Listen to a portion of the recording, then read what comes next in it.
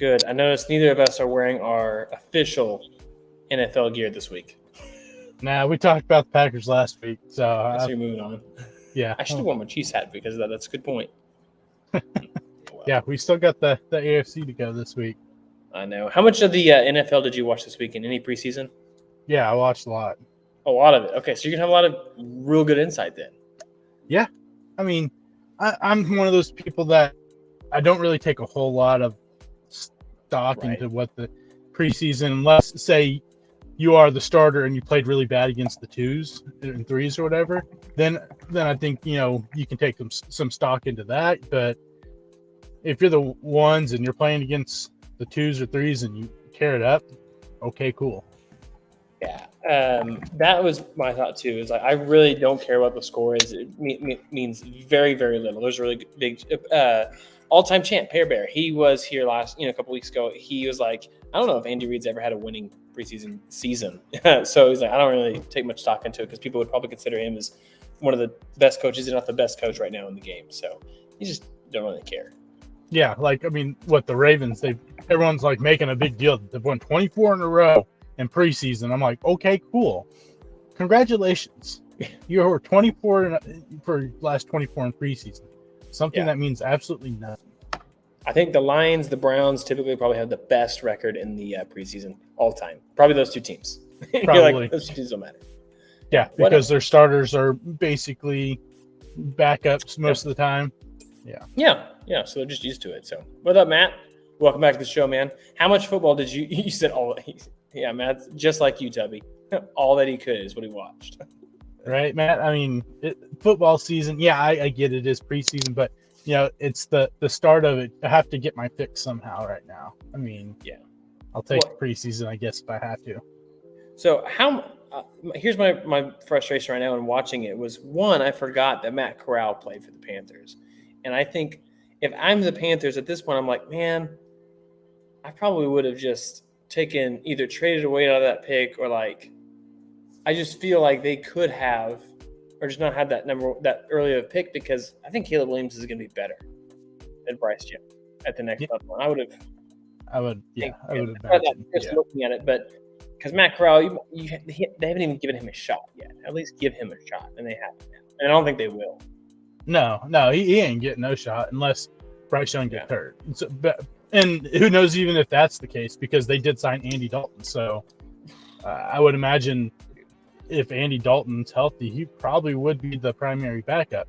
I've been saying it for a little bit. I think the Raiders need to go out and trade for Matt Corral. Mm-hmm. Why not? Because Jimmy G's going to get hurt. Mm-hmm. Your backup right now is Aiden O'Connell, who had a good preseason game, but again, it's preseason. But, I mean, why not? And then you have at least two young guys, maybe. I mean, because there was big upside for Corral, but, breaking his foot last year. If he would have been healthy last year, we would have seen Matt Corral get a pretty good run for the Panthers. But the broken foot during preseason pretty much tanked any chance that we had at seeing him. And who knows if Matt Corral would have, played pretty decent or whatever last year, maybe they don't take Bryce Young, they don't trade up, and they still have DJ Moore and they go a different direction. And then if Matt Corral doesn't pan out, bam, Caleb Williams next year. Yeah. It pans out pretty well on paper, but in theory, they'll win one too many games. Instead, they're stuck with Drake May, and Drake May becomes the next Sam Darnold. This whole thing, so you got to be careful. True, but very true. I feel like most of the conversation will be NFL on the podcast itself. In the college football world, all the polls are out, and week 0, dude, is 2 weeks away, which I am so excited about. Oh, me too. Which would you do if you had the opportunity to go play? So I had some people. They said, "Hey, they want me to play in a sand volleyball tournament that same day, the 26th." And I'm like, "Ooh, I mean, Notre Dame versus Navy in Dublin, USC versus San Jose State. I want to see if they can make the upset. Which would you do?" I'm watching college football. Okay, so I have your support. I appreciate that. I got nothing to do on a volleyball court or beach volleyball sand pit. No, I'm good. And it's like in the 70s the next couple of days here, but then it's going to climb back up into the upper 90s next week. And I'm like, it's going to be 105 on hot sand. What do you want me to do? Yeah, I have no right being playing beach volleyball. I know I'm not even good at volleyball. So No, me neither. we haven't seen college football on a Saturday morning since like December. So Right? I mean, it's college football. oh man, it's just I'm very excited about it. So week 0 is coming up. So we'll talk about the Coaches Bowl here in a second. So again, everybody, thanks so much for joining us on the W Podcast Sports Podcast Live edition. So feel free to throw in any questions in the chat. We'll make sure we can get to those. Thank you guys so much for just jumping in, hanging out with us on a cool Monday night. I say cool because it's like I said, it's in the 70s here. What's it like there? It's in the 80s or so. Okay. No, it's not too bad. It's probably high 80s, but okay. There's a decent breeze, so it's not too awful. Yeah. What would you consider Oklahoma? The South, the Plains? I don't know. It doesn't even know. They consider it the Midwest. Sometimes some people consider it the South. I mean, I think you can kind of throw it in. Yeah, it's the central. It's the central part of the United States. There it is. It's the heart. That's what Moore says. It's the heart. Right in the middle. Yeah. Matt says he's never gotten into college football. Okay. See, well, it's a Northeast thing. But we talked about this a couple weeks ago. They're more into the basketball side of thing when it comes to college sports. Like one of the guys for Backyards, he's from New York, and he's like, man, when you guys last year when you guys talked college football, he's like, he said I didn't know pretty much a lot of what you were talking about. How in depth that you guys went into it. He said, up north, we don't really have the college football. I mean, I guess that's Rutgers, true. Yeah, Rutgers, Penn State's probably Maryland. The only one up north, northeast. Syracuse. They finally were decent last year, and then they fell off. Yeah, they're a decent team. So, there's not really a whole lot of football up north. Northeast part. And so I get it. Like at first, I didn't really realize it. Then I was like, man, it makes a lot of sense. He's like, oh, yeah, UConn basketball, Syracuse basketball, St. John's and stuff like that. He's like, we're into the Villanova, stuff like that. And Villanova doesn't even have D1 football, so that's a good point. Yeah, I've never thought about it because I still think of like Boston College, who's not been good in a while. Army's up there, but again, it's all the teams that haven't been good in a long time. So interesting thought. We need to get a new dynasty up there. So there you go. There's your project. When the NCAA football game comes out, you just got to go pick a Northeast college. New Hampshire. 2024. Oklahoma will be playing a Northeast college. Maine. I did see that. Yeah, I was like, oh my gosh, they're getting paid $600,000. I think is that right? Yeah, they went in with the SEC, point of view. Let's throw one of these bad teams right in the middle of the schedule. Yeah, I guess so. We're gonna get to live on that now as SEC people. So, well, Matt, even though you're not a huge college football fan, we appreciate you hanging out with us, man. And if you decide to become a fan, we do love the Sooners here on the podcast. But you know what? As long as you're not an OSU fan or a Texas fan, we'll be happy. Or USC. We've already converted one. We did. We really did. We converted a Canadian. Yeah, we converted a Canadian to be an OU fan. So, what makes it difference from someone up northeast? The Massachusetts area. Mm-hmm. I feel like, it's up northeast, like you said, it's basketball. It's got to be a lot of baseball, too. I guess basketball and baseball. I don't know. We'll see. So many baseball teams up there. So, anyway, baseball, is there something wrong with the way the Rays are doing pitching? They've had so many guys go down. I'm curious. Do you think that this is a Rays thing, or is this just across the board because guys are throwing as hard as they possibly can every single pitch? I think it's just a baseball thing now. It's pretty much most guys nowadays, you're going to see them go through this at least once. And if, you're on the bad end of it, you'd be like DeGrom, go through, this is your third time. But Walker Buehler, you've been through it 2 times in the last 4 years. So it's something I think that I don't think we'll really see kind of go away from the game of baseball. I think it's just one of those things where it's gotten so bad to where it's the mechanics, I think, are a big issue that they're not just, like you said, they're trying to throw it as hard as they can, but part of it, I think, is just they're not focused on the mechanics, and so they're maybe twerking their elbows and stuff, maybe certain directions that they're not supposed to be doing repeatedly. Yeah, when the Cardinals were playing the Rays last week, I saw there was 2 pitchers back-to-back that were pitching, and then you know how you see a lot of times guys will come back, and then they'll come over the top or the 3/4 slot. It felt like they were almost starting with their elbow lock closed in, and they were somehow getting a lot of momentum, still throwing mid-90s over. But I was like, it looked a little different. Not all their pitchers do that, but that's what I was like, maybe it's a race thing. So it could be. Who knows? I mean, they've been hit with it hard the last few years. Yeah, and I do still think that they'll make the playoffs. They're a good enough team. There are some good teams in the AL. I don't think the Angels can overtake them. I think it's just you look. I don't know. Blue Jays. Seattle's the team. I think. The way they're playing right now, they're playing good baseball, which I was surprised with the way they handle things at the trade deadline. I was like, man, they may kind of fall off there towards the big race of it. But now you got to throw in the Wander situation with the race too, and that will affect a lot of it too. And I mean, you're looking at a team that went on this historic run to begin the season, and now there's questions or not whether or not they can actually make the playoffs. I mean, like you said, I believe they probably do, but I think it's a little more hairy than you would have expected with how well they started the season. Yeah, my biggest thought is that they are up 2.5 games. So they have the number one wild card spot right now because of that incredible start, like you mentioned. Yeah. And then the Blue Jays have definitely found their own overall, although did have to send back Alek Manoah back down. Although it's Monday, go figure. And the Astros have put some things together, and Verlander's looked really good in the Astros uniform.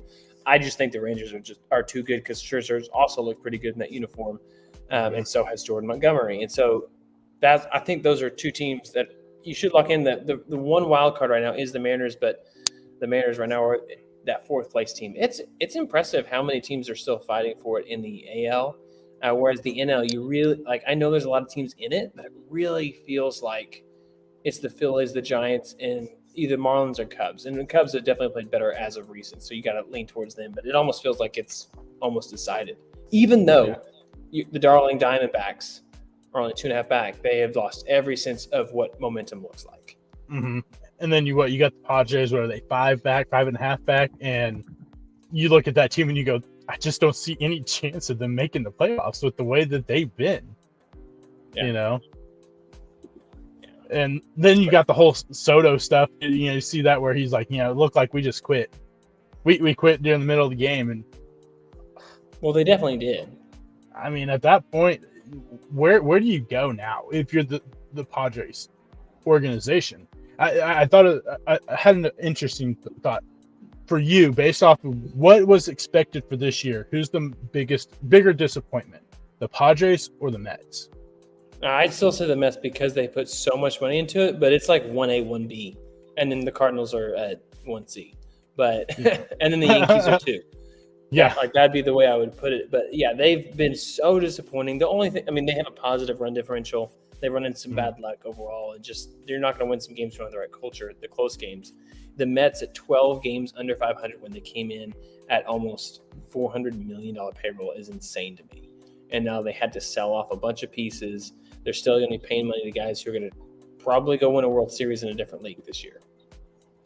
Yeah, I think so too. But I mean, like you said, I think it's hard to really decipher between the two because you got one team that went from making it to the NL, championship, the NLCS last year, and had all this momentum, signed Xander Bogaerts, bringing Nelson Cruz along with it, and you just kind of did nothing. Yeah, absolutely nothing. Now, did you see today where they said that they're pushing hard to get Soto to a long-term extension? And like, man, what are you gonna do then? Dude, if you're Soto, do you do that, or do you go all the way out to the free agency? I write it out. I'm not. For him, yeah, exactly. If you're already seeing now that your teammates are giving up on you. Because really, he's about the only guy that's really producing pretty much what he should do. I mean, because he's gotten really hot lately, especially since since All-Star break. You're really starting to see Soto kind of come into what we expected Soto to be.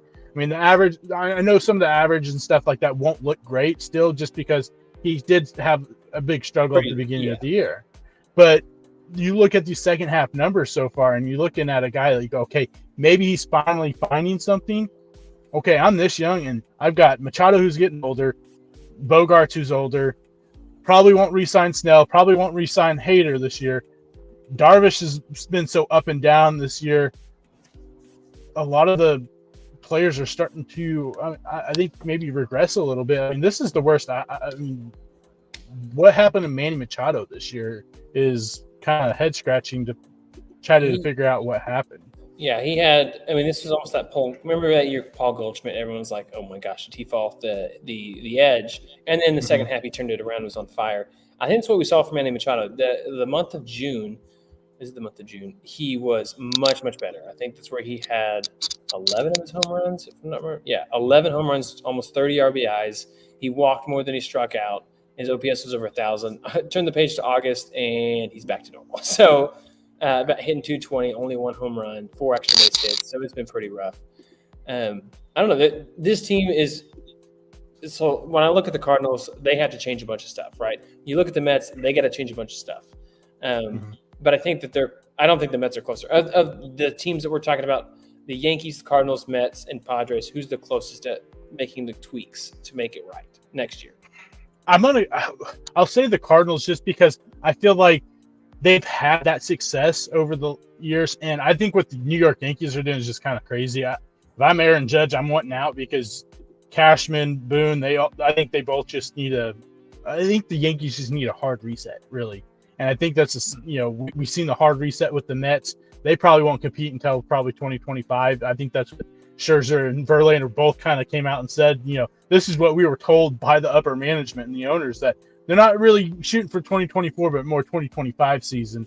And the Padres, it kind of has that feel of like the Browns, where they have this roster where you go, they should compete, but yet we see them underachieve every single year. So you don't believe it until you see it type thing. And that's what I feel is the same thing. I mean, you're going out and just spending money after all this money, and you're not seeing the results of it. And now you may miss the playoffs, and now you're going to try to re-sign Soto to this massive contract, but yet lose Snell and probably Hader, and lose a couple. I mean, I don't expect Michael Wacha to do what he did throughout the whole year, like he's has done up until he got hurt. It's just that's a classic Michael Wacha thing right there. Yeah, too. It's just he's got to get the hurt. Yeah, there's so much. I think the Cardinals are the closest to tweak and change it because they're going to go out, probably either sign. I would hope that they'll sign the starting pitchers that they need to do, the aces, either a Snell or Aaron Nola, one of those types of guys. They'll spend the money on him. But I look at, I mean, the Mets especially. I mean, they're a little bit ways away, like you said, not as far. But the Padres, I just don't even know, because they have sold the farm. They don't really have anything there. And if they lose out on Juan Soto, which if I'm Juan Soto, I'm leaving. And if I get the best deal from them afterwards, sure, I can stay. But there's not a whole lot that's sign me here.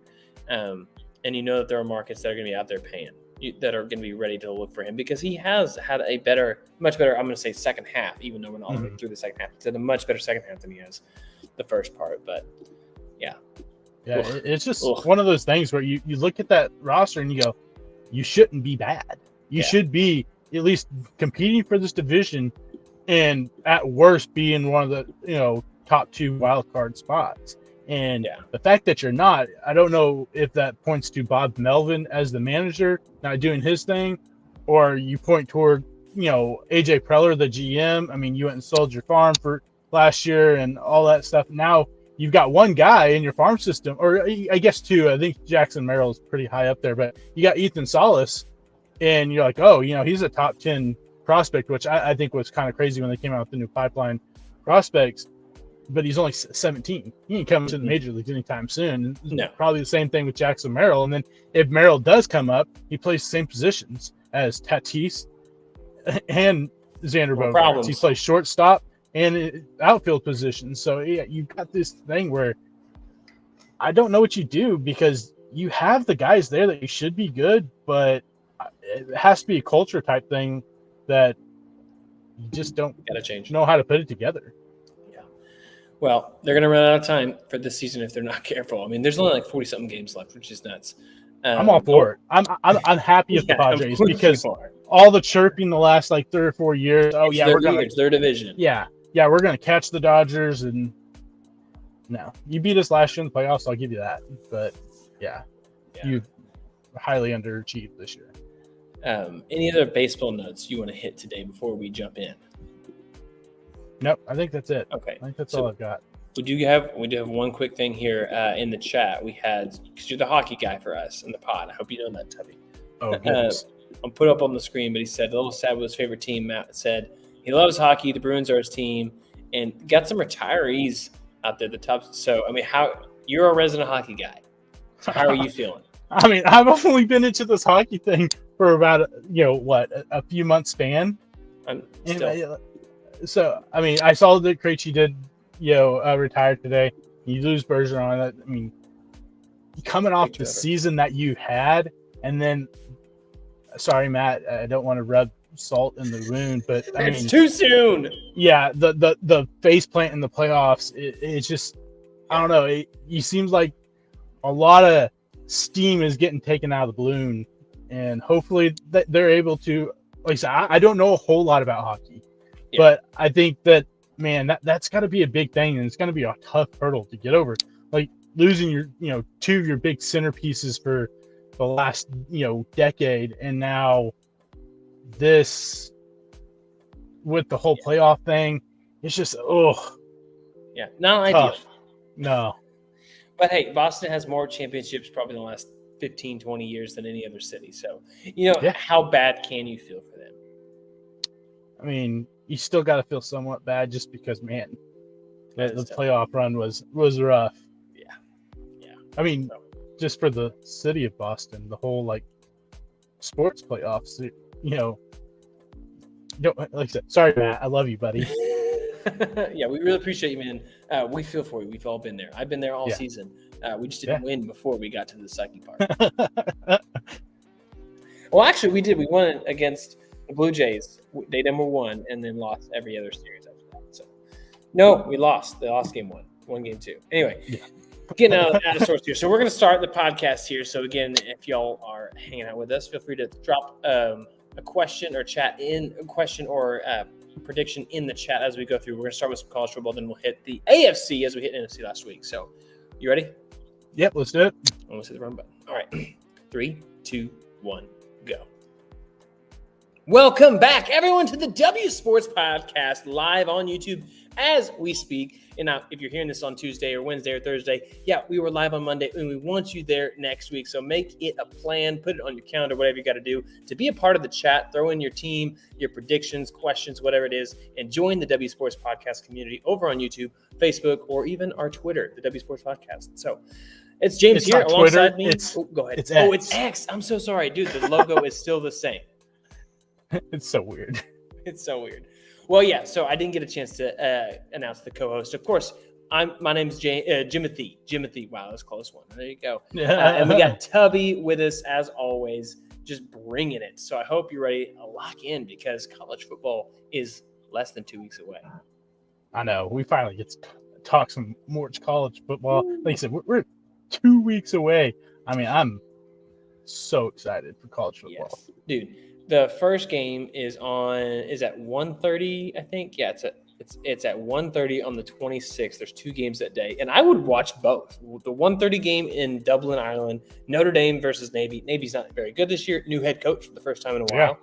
And then you're going to have USC versus San Jose State, and that one I think is supposed to be like a massive blowout, of course, with USC dominating. But the top 25 poll is out.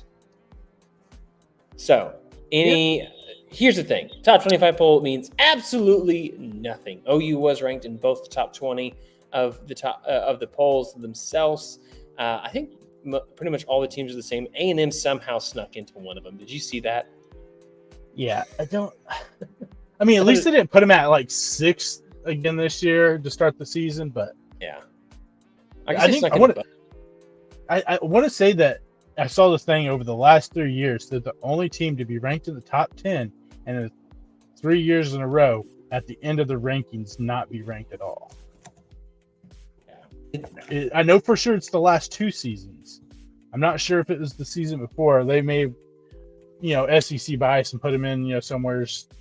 But, I mean, there's a couple teams that, I don't know. I'm ready to talk to college football, and so I'm not going to say a whole lot because I don't want to, give away too much. But I think there's a few teams that maybe a little overrated. I think that's typical, but it is. I think there's a lot of questions this year when it comes to college football. Yeah, and I think we've done the predictions like, oh, is this good or bad? I think the idea that I would want to do this year is almost, hey, do you expect them at the end of the year, will they be inside the top 20 if they're a top 20 team or top 25? So one of those that stands out is Notre Dame. Do you think they'll be a top 15 team at the end of the year? I think they will. I think that this is I think Sam Hartman, and I know when we talked the quarterback thing, I think Sam Hartman is something that they haven't had in a long time, and a quarterback that can really just go out there and be the reason why you win the football game. Freeman's going to have the defense right, even though they lost a few guys. But I think this is a sneaky team that do I think they make the playoffs? Probably not. But I think that they end up being a pretty solid team this year because, man, Sam Hartman, I just don't feel like he gets enough love for what he's done over the last 3 years in college football. No, he's done an absolutely fantastic job over the years. So with that being said, is there another team that maybe you look at that you're like, I don't know, like USC, number 6? Do you think that they're in the top, I'm going to say top 8 at the end of the year?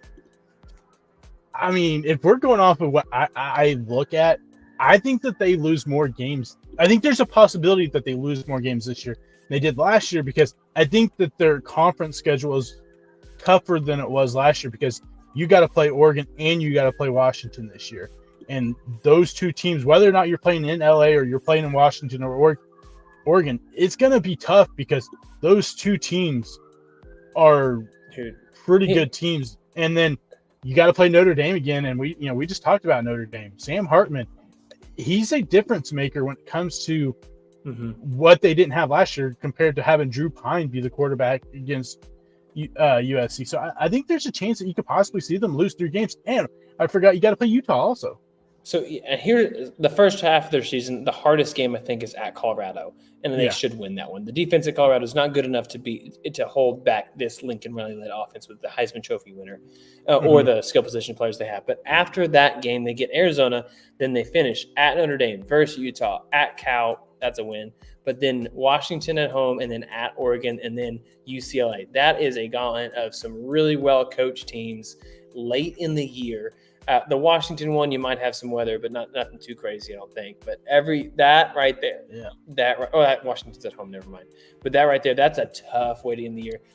If they end the year at 9-3, is it a failure of a year? Yeah, I mean, based off what your quarterback and what your coach is saying, I mean, Caleb Williams, the Heisman-winning trophy quarterback, said, "I guarantee we'll be in the playoffs this year." He guaranteed it at the Pac-12 media days. So I think for them, if they don't make it to the playoffs or, they lose 3 games, I think it is considered a failure because now you are transitioning away from Caleb Williams and you're going to the Big Ten with a not really a freshman. He'll be, probably a redshirt freshman and Malachi Nelson more than likely. But now you're going to a different conference. It's going to be the same way for Oklahoma next year, but you're going to a different conference with an inexperienced quarterback. And we know your defensive woes, and most of those guys that you brought in the transfer portal are graduating after this year too. And so I think this is their shot. And if they don't, hit it right, I think it's if you lose 3 games, it's a failure compared to what expectations are. And I would say the highest ranking team last year with 3 losses or more. Can you name them at the end of the season? And this would include a bowl game loss if they have 3 losses or more. I'm trying to think who up there. How many? I can't think. I'm not sure. Yeah, it would be Utah at 10-4. Florida State had 11-3, and then USC, Clemson both at 11-3. So if you look at that, 3 losses is pretty tough. And here's the thing about Lincoln Riley. How many years has he lost 2 or more games? Oh. Including the playoffs. Including the playoffs. Yeah. Well, I know he's 1-4 in the playoff or in bowl games. Yeah. So I'll say every year he's been a head coach. Bingo. So I'm just saying you get 2 losses, and if you get that 3rd, it's hard to rank inside the top 10. It just doesn't happen that often. So I think that's a fair argument, especially with the gauntlet of teams that they're going to have. this year itself. So and that's a wild stat. I didn't think Lincoln Riley. That's just because he typically, man, later in the year is usually when he gets that loss, and that's so stinking hard. You want to hear an even wilder stat? And I'll go ahead and release it now since, here we are talking about it. Okay, we'll just see if you can get in the ballpark. What is the average amount of points they give up in bowl games? They're 1-4. Lincoln Riley team 44.3. 50 points per game. That's terrible. And that's blowing out a Florida team that had a good portion of their guys not playing. That was. I remember that. Yeah, that was brutal. Yeah. That's bad. It's not good. And so I know people are going to listen to this, especially when we talk college, because they're going to go, "Oh, you guys just hate Lincoln Riley." You hate Lincoln Riley. You hate USC. We don't. We do. But that is all accurate. I mean, we do not care for him. We do not care for USC, but the numbers don't lie. Well, 2 or more losses every single year. 2 or more losses every year. And then he loses bowl games, and he loses playoff games, and he loses big late in the season games. Yeah. I've got other stats, based off their defenses and even their offense, to talk about, next week. So, it's a big deal. I think that people, Lincoln Riley is a good coach, but I still don't put him as a great coach in college football until he's able to prove it, in a big game in the playoffs or even a big bowl game. Like I said, the one bowl game he's won was against a depleted Florida team. Yeah. And so I think that there's a lot of questions there. And I think, he gets praised for being good as an offensive play caller at times, but then there's at times where the defense knows because he's that sure of himself. I don't want to say arrogant or cocky, but he's that sure of what he's calling that he's not willing to try to change it up. And it's we'll get into it next week when we start. We won't get too far ahead because I have some thoughts. Too. I'm going to go down a rabbit trail, and we just gotta. We'll be on this way too long. Because it's good, dude. We're talking football. Yeah. Let's go. All right, so let's go ahead. If you're good, we'll go ahead and move on to the AFC predictions. We don't want to get too bogged down with other things. Yeah. We're going to hit some teams here. So sticking around with us, if you missed it last week, yes, we did break down every single NFC division just based off of thoughts. Man, what's the best division, weakest division, most out there position, best quarterback of the division, that kind of stuff. So if you missed it, you can go back and re-download that episode. You can watch it on YouTube, whatever, and let us know your thoughts. You can always jump those in the chat too. We can always respond. And then, of course, this week we got AFC. We got the AFC reigning Super Bowl champions. We're going to work our way to the AFC West. We got to save that division for last because it's my division. It's my team. So I thought we'd start out East. So we go AFC East to start with today. So when you're thinking the AFC East, you got the Bills, Jets, Patriots, Dolphins. This is a division that has some really good quarterbacks overall. Great names. Tua, Rodgers, obviously Allen, and of course, Billy Zappi. No, I'm just kidding. Mac Jones. So you have these teams. Again, we don't really care about preseason numbers. Jets fans, calm down. But anyway, who do you have win this? I mean, what's your initial thoughts looking at this division? This is a gauntlet of a division. There's a very good chance that you see 3 teams make the playoffs. Nearly did last year. Yeah, there's a very good chance based off, I say that all 4 teams have a legit chance at the playoffs, I believe. And I know people are probably going to go, "Oh, the Patriots." I don't know. I think people are sleeping on the Patriots this year. But I think I think Tua is going to stay healthy, and I know that's a big thing because if he's not healthy, that team is dead in the water. But I want to believe that Tua is going to stay healthy, and the Fins win that division because if Tua is healthy, man, that offense is humming and it's hard to stop. And I think that they got better on defense. Yes, losing Jalen Ramsey until December is a huge blow to what they did, but I think that the defense is good. I think that we'll see better pass rush with Jalen Phillips and Bradley Chubb on the edges, Christian Wilkins in the middle. I think you still have good corners even without them. You drafted one of my favorite corners in Cam Smith. I think Cam Smith is an absolute dog, So I think that they win this division. I think there's there's a scenario where we see the Buffalo Bills be the worst team in this division because I look at them and I go, what did you do this offseason? You went and got Dalton Kincaid and you got Osiris Torrance. And that's my thing. I don't think that you moved the needle and really got better than the other teams because the Jets obviously got better. I think the Finns got better. I think the Patriots got better because of Bill O'Brien coming in compared to what they had last year. Yeah, and so I think there's a very realistic scenario that we see the Bills end up at the bottom of this division, even with winning it last year and you have Josh Allen and you have Stephon Diggs. I just don't think that you did enough to improve your team, a team that hit Joe Burrow once in the playoffs with a depleted offensive line. I mean, besides Von Miller, who's getting after the pass rush there? I mean, yeah, there's a lot of questions. And they haven't done a whole lot at running back either to really help support Josh Allen in that capacity either. And there's definitely still guys out there that they could, and that could change a little bit. The first half of the schedule, I think, is a little bit easier. The back half of this schedule is insane. Other than the Broncos, and the Broncos for sure should be improved this year, but other than the Broncos, they're playing 7 of 8 teams that you look at on paper should be in the playoffs come playoff times, including the at Chiefs, at Philadelphia, the Cowboys, at Los Angeles, the Chargers across the continent, and then at the Dolphins to end the year. This is a terrible ending to the schedule. I think you're right onto something. The Bills' window may have shut before it even fully opened for them to have a Super Bowl shot. And that's nuts to say, especially with Josh Allen. So here's my question then. Do you think that they should go out there and sign one of these free agent running backs to help? Who? Zeke's gone. Dalvin Cook's gone.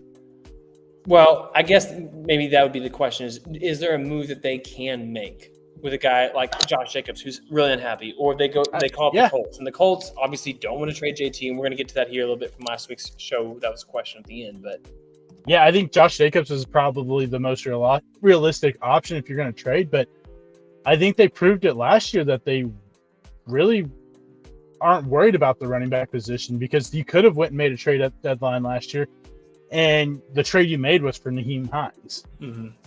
Instead of going out and trying to, you maybe Kareem Hunt, maybe be able to, be a serviceable back. There's Leonard Fournette. I'm not high on Leonard Fournette anymore. I think that there's a lot of tread off those tires. Yeah. But yeah, I don't know. I just think that there's not a whole lot of options now. You missed your chance to go out there and sign a Dalvin Cook or a Zeke Elliott to back up James Cook. And you got Damian Harris there now, but like I said, he's not a workhorse back. We've seen that in New England. So you just you swung and missed in this offseason, and I don't know. I think that there's a good chance that you end up at the bottom. I'm still going to keep on saying it just because I'm a Packers fan and I hope it happens. The Jets go 8-9 and miss the playoffs, but the thing is not like so out of the realm of that happening because, man, that schedule to start the season is brutal. Yeah. Their first 10 games, you've got 2 games where you look at it and you go, yeah, those are wins. And or they should be wins, and it's the Broncos and it's the Raiders. Then you've got like the Eagles, the Cowboys, the Chiefs, the Bills, the Chargers. You've got team after team after team that should make the playoffs to start that first 10 weeks of the season. Luckily for them, they play a good portion of those at home, and they play the easier teams on the road. But still, it don't matter. You bring Patrick Mahomes into New York, that's not easy to win, no matter who if it's at home or away. So yeah, this is a tough division because they all should be good, but all their schedules are rough because they got the NFC East on the NFC side, and then they got AFC West, who is the better. More consistent probably, I would think, this year. I think there's still some questions with a few of the teams in the NFC North. So I think Chargers. Yeah. I think the Broncos will be better. I think you can kind of wrap the Raiders off there, sure, but then you got the defending champ, Kansas City Chiefs, and so yeah, it's. You got a tough division, and now you're playing a really tough schedule. Yeah. Dude, Tyler just put in the chat. I'm going to put that on the screen for you. He's coming at you, Tubby. Yeah, so here's my question about that too. Sorry, in the chat we just said Packers last place NFC North. So that's a good question. How do you feel about what Jordan Love did this week? I know it's a side tangent. I just want to know. I mean, he played good, so it's not like I said, I don't take a whole lot of stock in preseason just because. Yeah, it's preseason. He wasn't playing against full-strength Bengals defense, but some of the throws he made, I was happy with the placement. The touchdown to Dobbs, he put it where really only Dobbs could get the touchdown. And so he had a rough first series, came out the second series. You can tell he was really firing all cylinders, but said, I'm not going to take a whole lot of stock in what happens in the preseason just because it's preseason football. I will say I think he looked better than Bryce Young, better than CJ Stroud, way better than Anthony Richardson, which I think we should get into here in a second in the next division. But, I mean, I thought he looked pretty well, like one of the best ones. Like he wasn't overwhelmed by the situation. And he has had reps, of course, even during the regular season. So he should be ahead of other people. But so who has the better season, Zeke or Cook, in this new division? I mean, depends on who's healthy. I mean, Cook, he's still banged up from the offseason. He had, ankle or shoulder surgery? I can't remember which one. So he's not really quite healthy.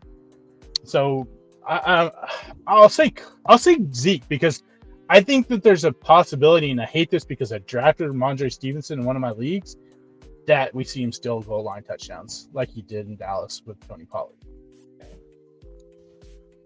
Well, there you go. I think it should be Cook who has the better season. I mean, we'll see what happens if I'm wrong on this, but I don't know if you saw that. 4-13, go get Caleb Williams. Would you take that? Be a huge fan? I mean, I wouldn't be mad. I mean, would you get a jersey? I don't know. That's tough. Oh, come on. I'm still a little bitter about the exit from OU, but I mean, I wouldn't be mad about it. I'd be upset that they didn't play good, but I still think that I'm not buying into the season going, okay, the Packers are going to be good. I think that they are going to surprise people. I think Jordan Love is better than a lot of people think. I think we see Jordan Love play good, and I think he already has that relationship. He has two big things going for him in a great running game and a good offensive line, so that helps a lot. And he has that relationship with Christian Watson and Romeo Doubs already. I think do they win? Do I think they win the division? Probably not, but I think that they're better than. And then plus that schedule is not a very difficult schedule. Yeah. Well, let's go ahead. Let's move on to the AFC North. We got the Steelers, Ravens, and Bengals. I would say the Browns, but they haven't won the division since like the 80s, so I don't know if we need to even talk about them. But Deshaun Watson still doesn't look great, in my opinion. He didn't play the first game, but they've already got 2 games into it. The Bengals, I felt like they did enough this offseason. This is still their division to win, in my opinion. If you look at it, I do like a healthy Lamar Jackson. This team is much better. Their running game is going to be better this year for the Ravens, but this is still the Bengals' division to lose. Until otherwise, someone tells me otherwise, that is 100% what I see happening. Yeah, I agree. I think this is kind of a very interesting season for Lamar Jackson, just because you signed this massive contract, you got your money, you got paid, but now you have, quote unquote, more weapons than you've ever had.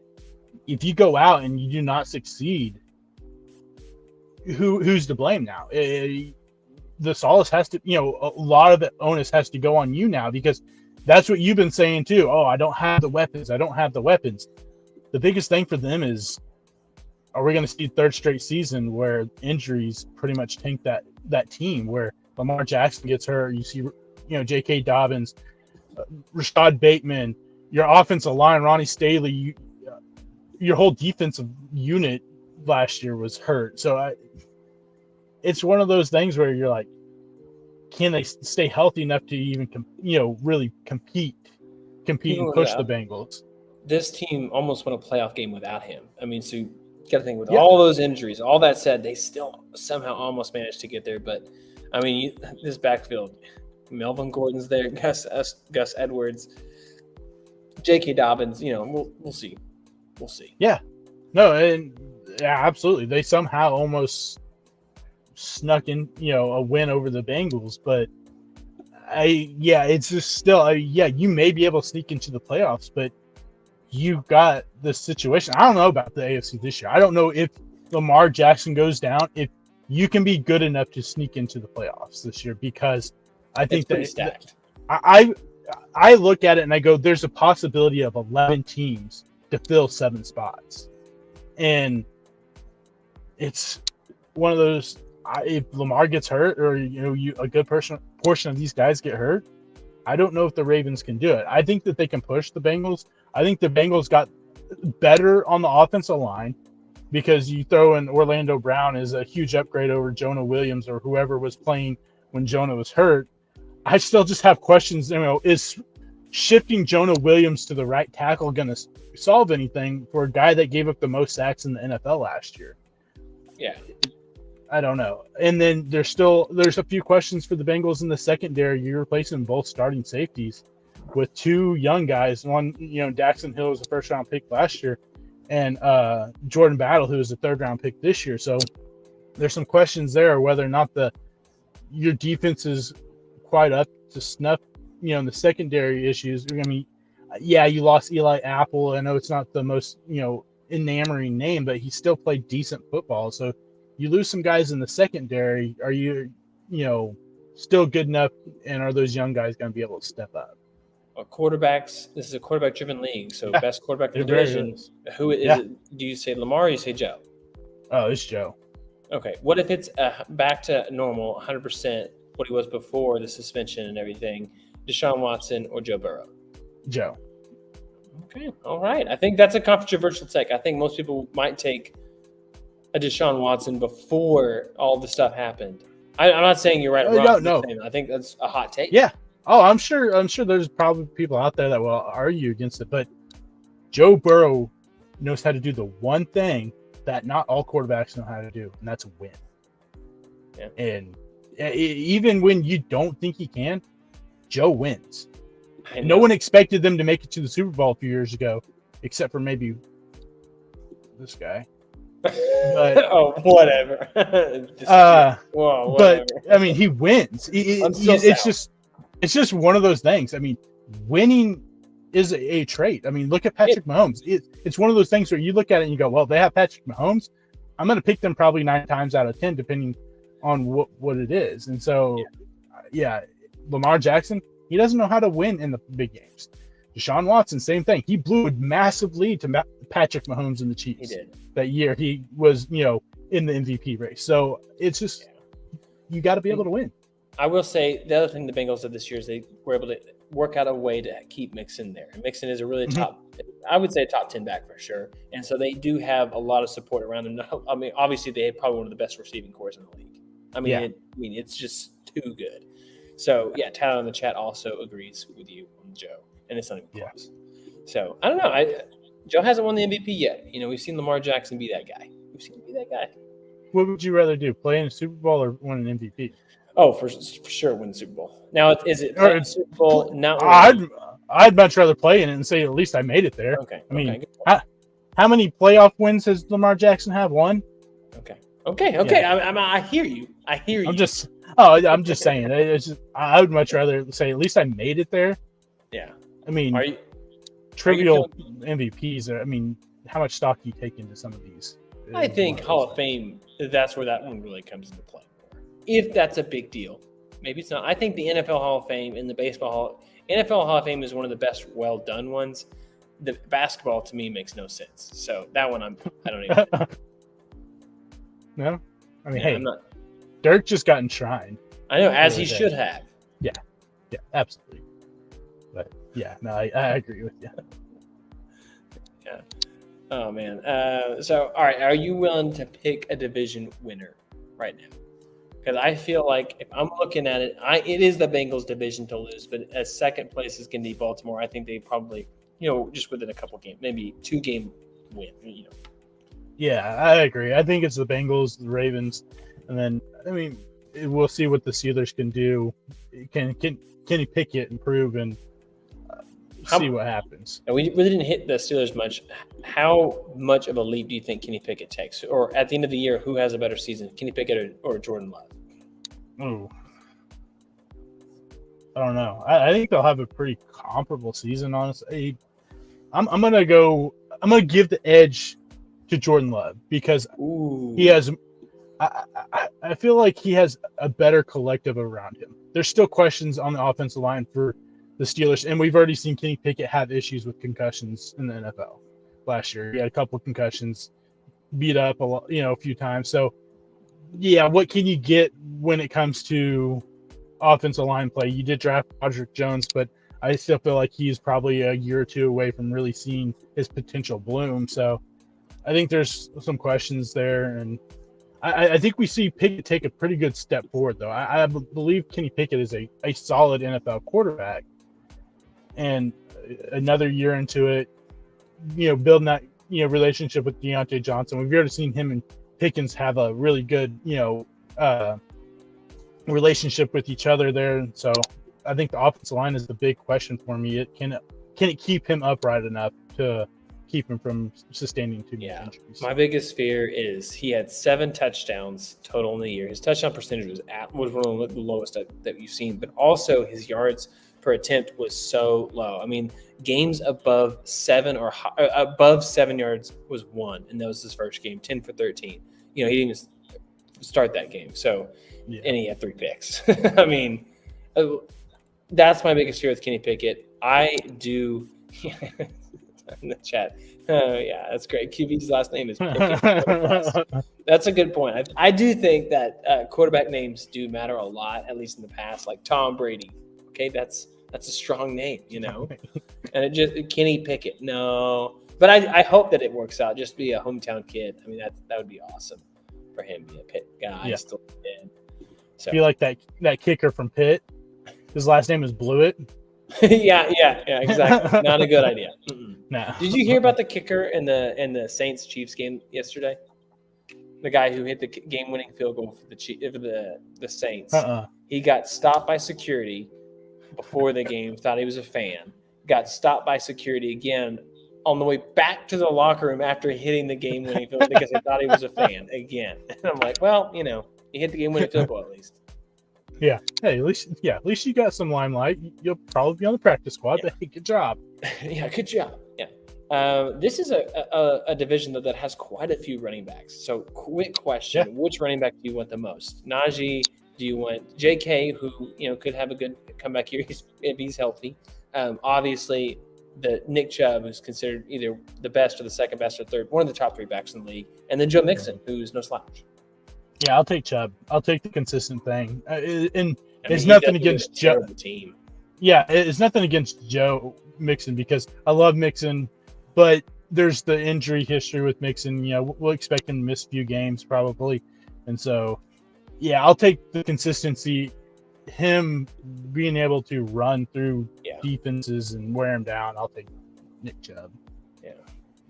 All right, well, we're going to move on to the AFC South. Oh, man. Wow. This is a division where everybody except the Jags have a brand new quarterback or should. I mean, the Titans don't, but they should, in theory, right? I mean, I don't know. With those options behind Tannehill, I don't know.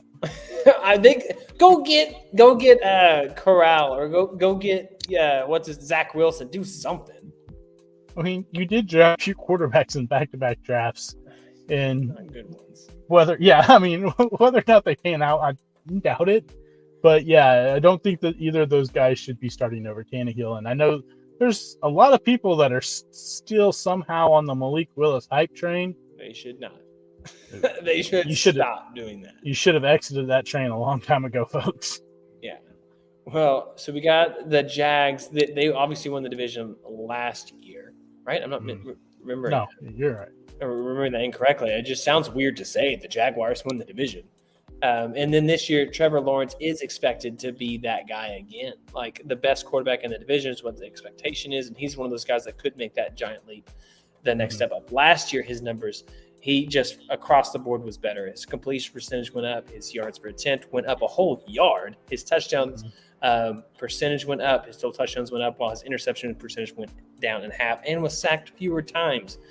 I don't know. This guy looks like he's poised to be one of the next, tier like best guys. So just massively impressed with what he did from his rookie to his sophomore season. I think it's still his division to lose, but it's still the Jaguars. So there's still always that doubt in the back of my mind, like, can they really do this? Can they do it consecutively? I don't know. So how do you feel about the Jaguars?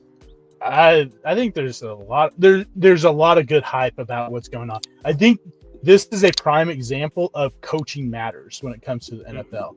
With what we saw happen his first year with Urban Meyer, and it just basically being a toss-out year, to what Doug Peterson was able to do with him in the second year, and now you throw in Calvin Ridley.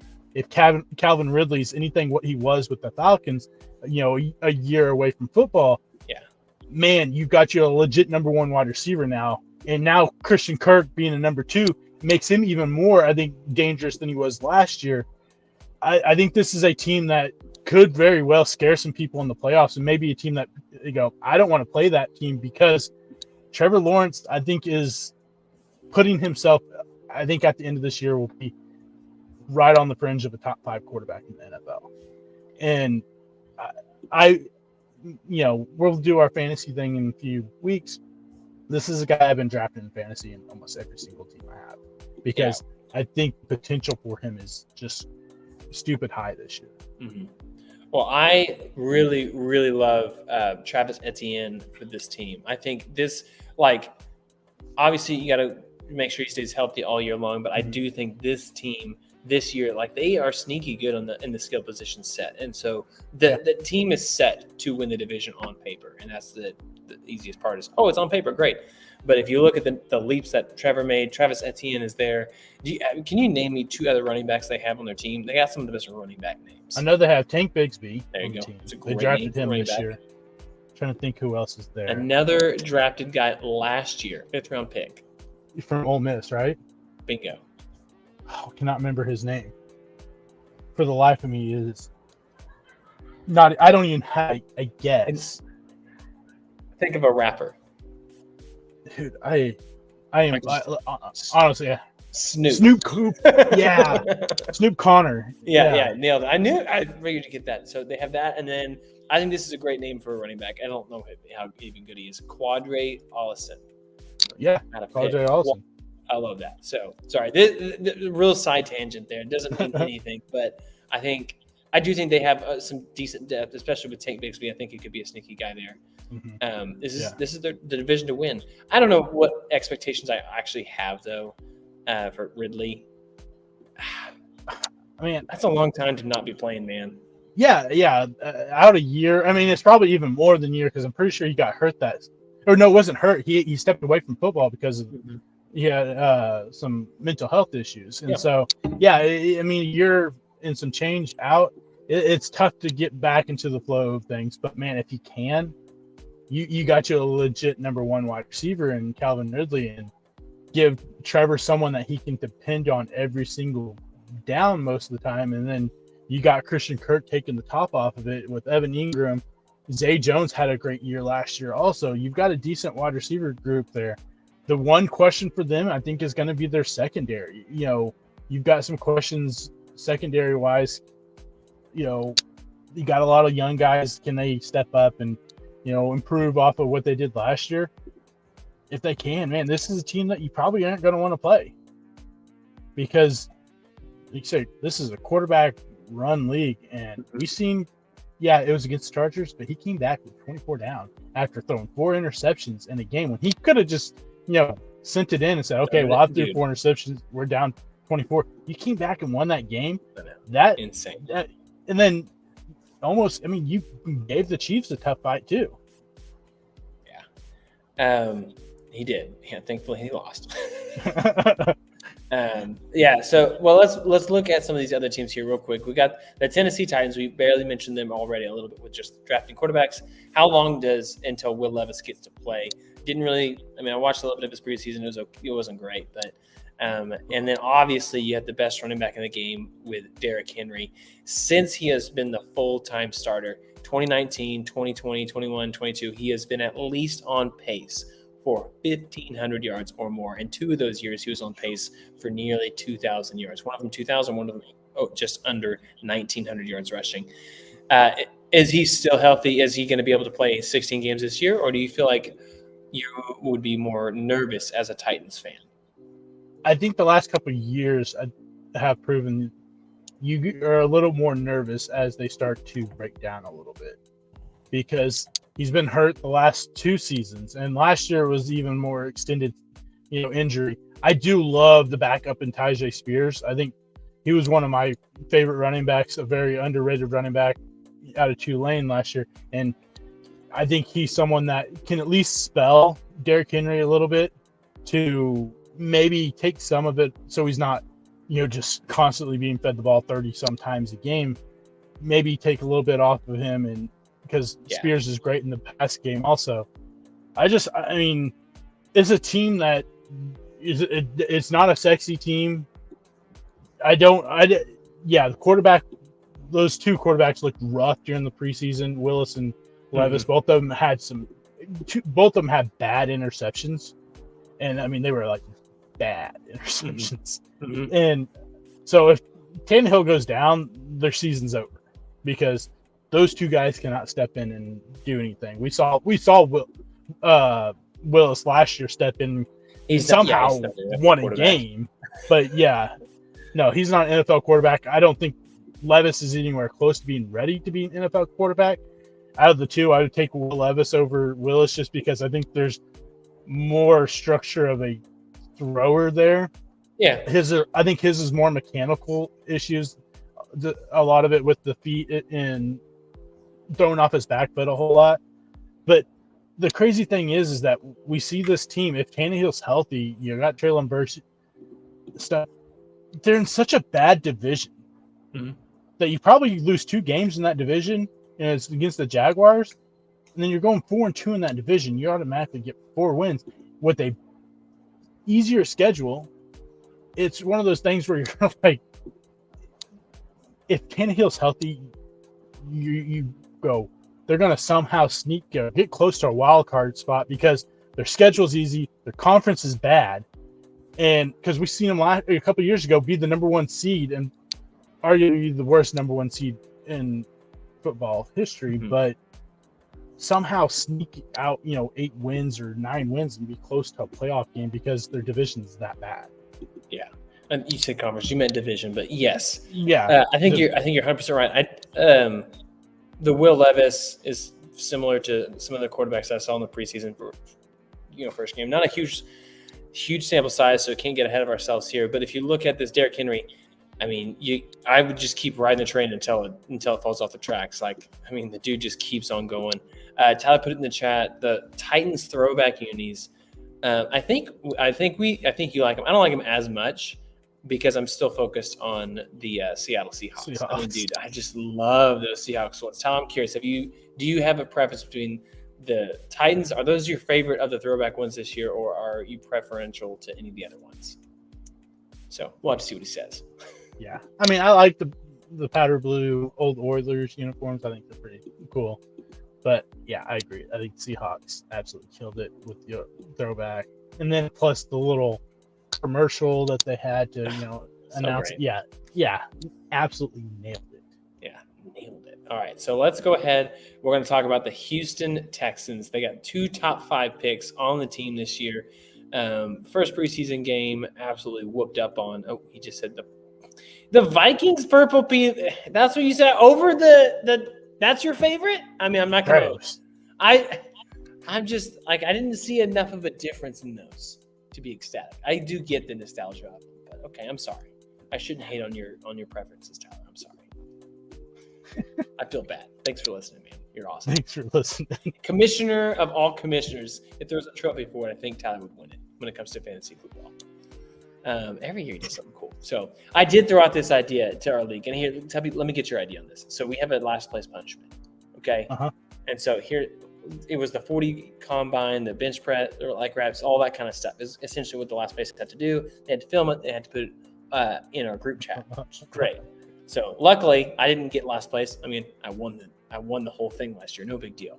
But This year, we're trying to get out new ones, new punishments. So I threw this idea out there.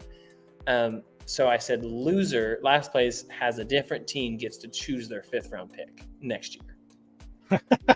Come on, dude. I would set my lineup every single week. Even if I was winless, I'm like, I'm not getting that 5th round pick bust. One of my favorite ones is that the loser has to go to a U.S. Open qualifier. I think it's absolutely hilarious because it's open to anyone. The U.S. Open qualifying, it's open to anyone. But you get these guys out there, they're shooting like a 120, 140. I think it's absolutely hilarious because you go out there and there's just one, you're embarrassed because you got last, and now you're embarrassed because you're playing absolutely horrible in front of pros and like legit amateurs. All right, Tyler, I think we should consider that in the chat that you had to go for the U.S. Open. The U.S. Open, right? Yeah, it's the U.S. Open qualifiers because they're everywhere throughout the United States. It's not like, oh man, you have to go to a certain one. No, that day there's like a ton of them throughout every single. There's usually like one in almost every single state. Yeah, that's awesome. Yeah. Well, okay, there's an idea. Yeah, and then here we are. If you had the first pick right now in this year's draft, and we're going to say this is a non-Superflex league because I love a Superflex league, but you know that there's only 8 good quarterbacks in the NFL right now, so this is a problem for a Superflex league. So this is non-Superflex. I hate having the first pick this year because I feel like you're almost forced to take the one person, and it's Justin Jefferson. I think McCaffrey can be an argument, and because but there's still the injury history. I would take Jefferson just because, but it's one of those things where I don't want to draft a wide receiver number 1. I hate drafting wide receivers, number 1. And it's nothing against Justin Jefferson. I have on our keeper league. I love Justin Jefferson, but I feel like you're almost forced to take him because of the potential of him putting up, 360 something fantasy points. It's just an absurd number, and he is that good right now. So I get that. He's been what I cannot believe that people take him over Jamar Chase, and it's like not that I'm saying it, but I'm just surprised that as many people take him over Jamar Chase as they do. I felt like, especially last year, there was like, oh, these guys are almost even, maybe more Chase, but now it's like 10-7. They're going. I mean, it's not even close. They're just going Jefferson all the way.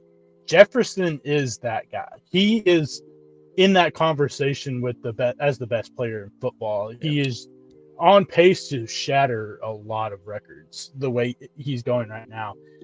Whether or not, he'll be able to do that if Kirk Cousins isn't there in the next year or so, we'll see. But the man is a problem.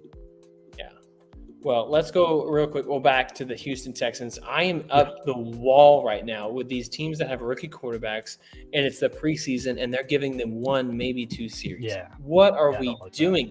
CJ Stroud gets 4 pass attempts, has a pick. I think he got sacked. Yeah, he got sacked for a 15-yard loss. This is not a productive first game.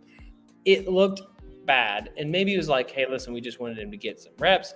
There's only 3 preseason games. He's a rookie. Get him out there. Let him play. And they're like, well, he's a franchise piece. Same thing that happened with the Colts. Barely played Anthony Richardson. I mean, they played him more. He was 7 for 12 and had a couple runs. But I don't know. Dude, it was across the board. Guys are taking him out so fast. Yeah, no, I agree. I get, like you said, you're a franchise guy. You just drafted him number 2. But you want him to get as much exposure as he can before the regular season starts. And maybe it was the fact that the guy just kept on getting hit after hit after hit because that offensive line that they threw out there, you didn't have either of your bookends on the offensive line, and man, they were punishing him, and so maybe that was part of it. But I agree. Let them ride. Let them go out there and play, especially if you're expecting them to play right off the bat this year. Let them go. Just let them go out there and go throw them in the deep end, and hopefully they swim. But I think I like the direction they're going with what they've done with some of the stuff. I love the hire of DeMeco Ryans. I was a big fan of DeMeco whenever his name has been tossed around the last few years as head coach candidate. I think that he can bring a culture to a franchise that hasn't had culture ever. Yeah. And you got Stroud, who I think it can be a good NFL quarterback. I like Damian Pierce. I'd like to see another running back in there, kind of lightning and thunder type thing, because we know Pierce isn't much in the passing game. Mm-hmm. But I think I like the young wide receiver group with Mechie coming back this year, Nico Collins. Huge fan of Tank Dell. And then they throw in a guy like a Robert Woods and a Dalton Schultz, older guys, experience that can kind of show these young guys the ropes. I think that they're doing some good things there. Even on the defensive side, you got Will Anderson, you got Derek Stingley Jr., and you got Jalen Petrie, who's a guy that a lot of people don't talk about, who absolutely was one of the best defensive rookies last year. All he did was have 100. Let me not get this wrong. I want to say it was 150 tackles and 5 interceptions. Either that or it was 125 tackles. Something like that. But it was the only rookie ever to do it in the NFL. I want to say it was 150 tackles and 5 interceptions in his rookie year. And there's a lot of people just don't talk about what he did. Highly productive. Yeah. Yeah. Well, so who are you most you saw it and you're like, I do see the potential there. So in Tyler, obviously he's a big Colts fan. I don't know if you knew this. So he's putting Anthony Richardson Offensive Rookie of the Year vibes out right now. Are you joining that bandwagon train, or did you see what I see in a quarterback who didn't seem to know the fundamentals of the footwork that he needed, and he was relying heavily on his incredible athleticism? Yeah, this is a guy that I was not high on coming into the draft, and he didn't show me anything in that preseason game that made me go, yeah, he's improved. The overthrows, the underthrows, the accuracy issues, the interception was, ugly. Yeah, he's got the athleticism, he's got the size. I just think that it was a guy that they took and expect him to start, and he's probably a couple years away from being a potential decent NFL quarterback. I still think that there's a lot of questions there. I don't see him being better than Stroud or Bryce Young this year. I think Bijan probably should be the runaway with the Rookie of the Year this year out of anyone, because he's a running back and they're going to feed him the ball a lot. Yeah. Well, there's a good chance, but because they absolutely do love to run the ball too. So you look at this division. Who's your go-to? Like, hey, that's my pick to win early on.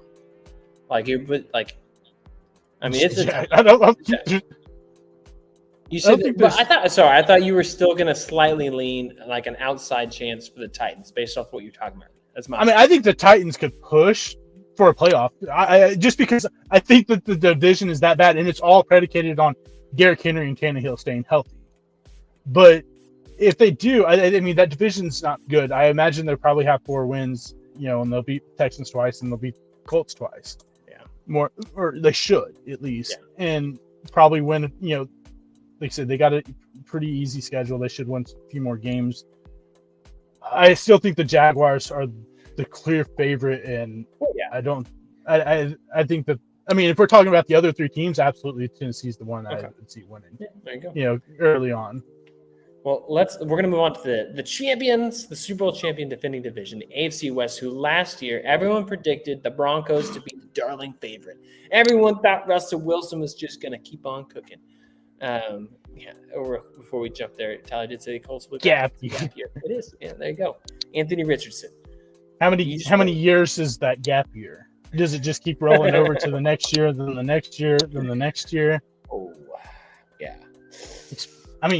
I've got this one thing. Since you are a Colts fan, can the Colts succeed with Jim Irsay there? Because back in the early 2000s and stuff, you had Bill Polian there to kind of be that buffer between everything. Now you don't. Can you succeed now with Irsay? I don't think you can. Being the owner, it's one of those things where he's just kind of soured everything, I think, with Indianapolis with the way he's handled the Jonathan Taylor situation. Tyler's wife is a massive Commanders fan, so they've known only Irsay and this other dude. He must not be named. Yeah, he should not be named. He must not be named. Yeah. So I don't know. It's been tough, to be that. But hopefully they can. I saw like there was something on social media that it had Andrew Luck was one of the most hot trending up guys to be picked up, and people are like, "What do we do?" There's no way he's coming back. So. No, he ain't going back there. It's so dark, dude. Well, he has had some issues in the past. Yes. Oh my gosh! I hope he seeks out and maybe he's able to, get that under control. And the team is under. I love the Colts. I did. I thought it was a great team. Love Peyton Manning. Maybe Peyton Manning can go do something. I think Peyton Manning. Do you hear he's doing something now in Tennessee? Isn't that right? Yeah. Yeah. He's cool. going to be like a professor or something there too. Yeah. I would have thought maybe he would have gone to Texas with Arch, but no. Good thing he didn't. I know. Good thing he didn't. All right, so now we're back to the AFC West. The Kansas City Chiefs last year won this division. The best two quarterbacks in the entire world right now are both on the Kansas City Chiefs, Patrick Mahomes and Patrick Mahomes 1 foot. So outside of that, you have the highest paid quarterback, or one of the highest paid quarterbacks right now with the Los Angeles Chargers and Justin Herbert and all of those blowy locks that he has. The Las Vegas Raiders with Jimmy Garoppolo probably going to be a team that's going to be on pace for 11-6, only to finish 8-9 because Jimmy Garoppolo got hurt. And then, of course, the Denver Broncos, who a lot of people are excited about this year. Think they're going to have a bounce back here with Sean Payton. I think this division is pretty easy with the winner. I think the Chiefs should win this one, but then you got the other teams behind them. I don't see Las Vegas being a good team again this year. I think that they're going to, 8 wins, I think, would be pushing it for them because we know Garoppolo will get hurt, and then you're going to Aiden O'Connell more than likely as your, next quarterback up. I imagine if that's the case, we see Devontae Adams getting traded at deadline, and then you've got Chandler Jones probably would get traded, and then you just kind of start, losing people here and there. The Broncos, I think that they will be better. I think it's hard for them to be as worse than what they were. With Sean Payton being the head coach, there were still just a lot of things with Russell Wilson last year that I don't know if it was so much scheme problems or if it was he just seemed like he had fallen off. The accuracy things. Him throwing the ball where no one is even close to, or just throwing it completely to the defender. I know a lot of people are like, "Oh man, he had a great preseason game. They let him run a lot." I'm like, but I saw the same type of Russell Wilson as the last season. The only reason why they scored that touchdown is because the defender slipped on that absolutely awful field. Mm-hmm. Yeah, well, I think here's what's weird about Russell Wilson. We've actually seen a very similar situation happen in the past, where the year before he hit yards per attempt, his completion percentage was really good, his touchdowns, interceptions was normal. And then the year happens, and it's almost the same drop off across the board from completion percentage to yards per attempt, and even touchdown percentage this one went way down, and then interceptions still stay high. And the following year, the first time this happened was one of his best years, was 2018, where he went back up to normal 65% completion percentage, one of his best 8 yards per attempt, 35 touchdowns, 7 picks. So I don't think he's doing that, but I do think we're going to see closer to a year where he's, at 7.5, 8 yards per attempt, 7.7, 25-ish touchdowns, and then maybe, 10 picks. So I think he can't be as bad as last year. I think you're right. Yeah. He's going to make better decisions. And Sean Payton has been a good coach for quite some time. And so you got to imagine this will help. And then he coached Drew Brees when Drew Brees couldn't throw the ball, harder or further than 10 yards. So, and he still had success. So you got to imagine the Broncos are going to be better. But I don't think that they're a competitive team to win the division. And if they're lucky, maybe they can sneak in as a wild card. But I don't know. I'm not feeling it. Yeah, I'm not feeling being that good. I think 8 wins is a solid year for them. I still think that could be an if. Like I said, I saw a lot with Russell Wilson other than the schemes. And that probably was a big part of it, though. You're throwing a guy in there that wasn't a scheme fit with what Nathaniel Hackett did. Yeah. And it was an issue. And the play calling for Nathaniel Hackett wasn't great either. And so I could see that being an issue. But even whenever Hackett was gone, it was still he was throwing the ball to no one. And then if the rumors were true about him, not knowing the audibles, and he's audibling thinking that they're going to do something else whenever the audible is, oh, he needs to run a post route and not, this dig route or something. It's some of those things that I think another year you're coming to have to learn a new offense again. Mm-hmm. It makes me worry that, I don't think it will be as bad as last year, because I don't know with Sean Payton as a head coach and with the offensive mind Sean Payton is, that you can be as bad as you were last year. But I still don't know if they can be what everyone expected whenever they traded for Russell Wilson and be the team that could compete with the Chiefs for the AFC West. Yeah. How good are the Chargers going to be? Man, this is a team that is one of those teams you look at the roster and you go, they should be good. If everyone's healthy, and that's another big thing with them, kind of like the Ravens, where it's like, man, health is a big issue, especially along the offensive line. You had Slater basically out all last season. Zion Johnson, your top pick last year, out for a lot of the season. Corey Linsley's been in and out. So the offensive line's got to stay healthy. Derwin James, you paid J.C. Jackson, a ton of money last year. He got hurt. Bosa's always in and out of the lineup. Keenan Allen had issues. Mike Williams. I mean, the list goes on and on with these guys. If they can stay healthy, I think that Kellen Moore is a better offensive play caller than that they've had, and hopefully that maybe could right some things where they aren't blowing big leads at the end of the games. But I still have the biggest question of them all is, how is Brandon Staley still an NFL head coach? Yeah, and that's my thing, is they're going to have to get off to a really good start, because you can't have what happened at the end of last year overlap. And I know it's a lot of time, and most people are going to forget until someone reminds them of the epic collapse that you reminded us all of earlier.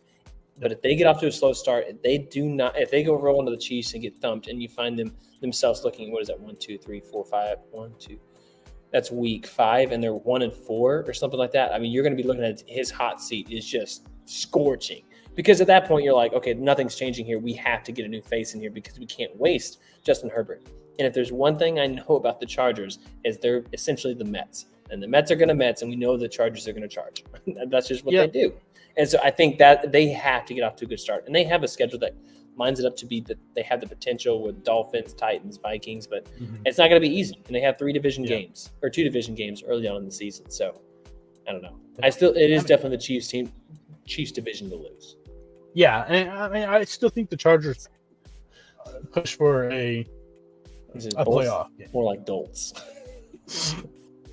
I still think they can be a wild card. I think they probably will, but maybe that's the best thing for them, is to start off the season like 0-4, and then they ship Brandon Staley out, and then promote Kellen Moore to the interim, even though maybe it might not be a whole lot better. You don't have experience, but hey, at least you got Brandon Staley out the door. But they missed their opportunity, I thought, last year, when they should have fired him, and they should have went all in on Sean Payton and stole him from the Broncos. Oh, I know. Yeah, imagine what that could look like if they are on the outside looking in, and the Broncos are other ones that are like, hey, look, it worked. Sean Payton's still doing a great job. Yeah. So any final thoughts on the AFC before we wrap up the episode?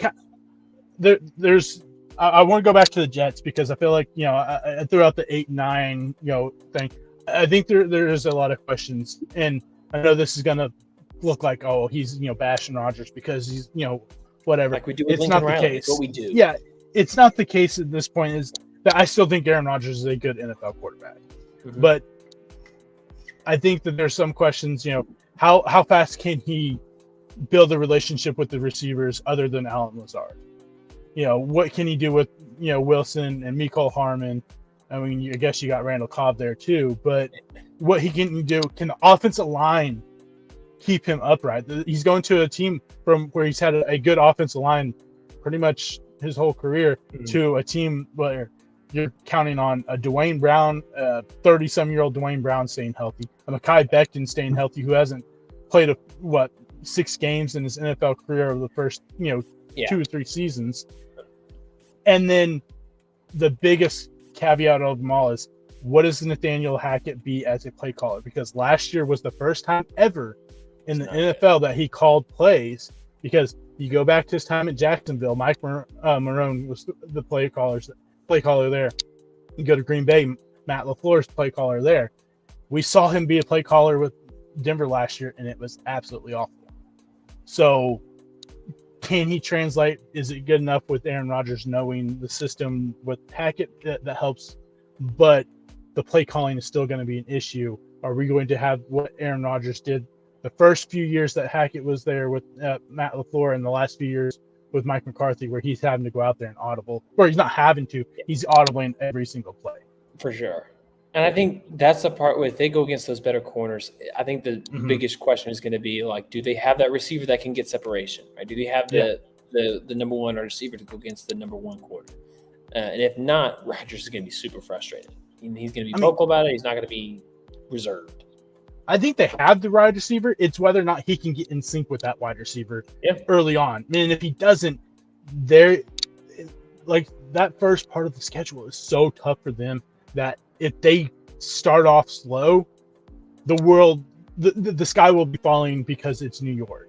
And the expectations of Aaron Rodgers, playoff aspirations, you bring in Rodgers, Cook, all these people, and now you're expecting a championship there, but you have all these young guys that have never been there. Yeah.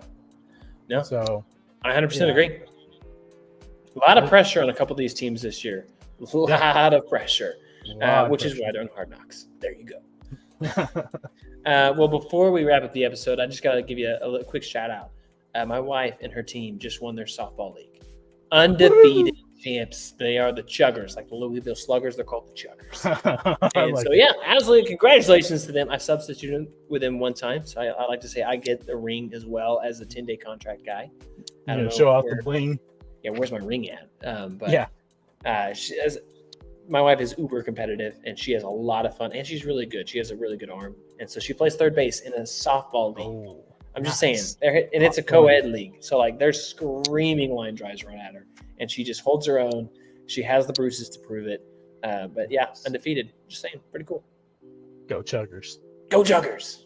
Well, we appreciate y'all hanging out with us. Next week, we are going to be breaking down some college football because it's week 0 of the college football, and that means there's going to be 2 whole games that you can watch next Saturday, and we're going to be right there with you. So bring all of your college football questions, your ideas, your Heisman hopefuls, all those things, and we're going to go at it. And then in the meantime, we're going to have some more fantasy stuff. I know we're not a fantasy podcast, but we're a sports podcast, and what is this year all about?